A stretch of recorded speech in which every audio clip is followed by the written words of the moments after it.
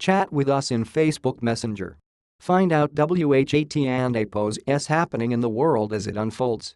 The U.S. is providing Kurdish fighters with small arms, ammunition and vehicles. U.S. officials say they have been in contact with Turkey in an effort to allay their concerns. The U.S. military began arming Syrian Kurds fighting ISIS Tuesday, in a move likely to anger America and APO's longtime ally Turkey. The equipment will be provided to Kurdish elements of the Syrian Democratic Forces and will include small arms, ammunition and vehicles, according to Major Adrian Rankin Galloway, a Pentagon spokesman. On May 8, the Pentagon announced that President Donald Trump had authorized the _LAMITED arming of Syrian Kurds to help in the fight against the terror group, an announcement that drew immediate protests from senior Turkish officials. U.S. military officials have said the supplies and weapons will be parceled out to be just enough to accomplish specific objectives related to efforts to retake Raqqa from ISIS. It is a move that has long been under consideration at the Pentagon but was delayed due to strong opposition from America and APO's NATO ally, Turkey.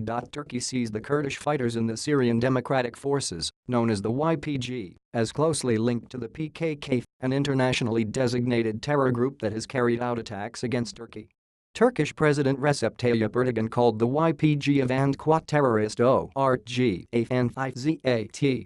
and while appearing alongside Trump during his White House visit earlier this month. The U.S. views the two Kurdish groups as distinct organizations and considers the Syrian Kurds to be the most effective force fighting ISIS on the ground in Syria. U.S. defense officials say they have been in contact with their Turkish counterparts as part of an effort to allay concerns about arming Kurdish fighters.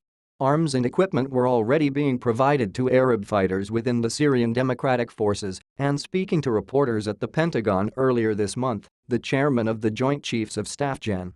Joseph Dunford made it clear that the weapons could be provided to the Kurds fairly quickly. The coalition and Quad had stockpiled equipment in the event that President Trump made the decision that he did.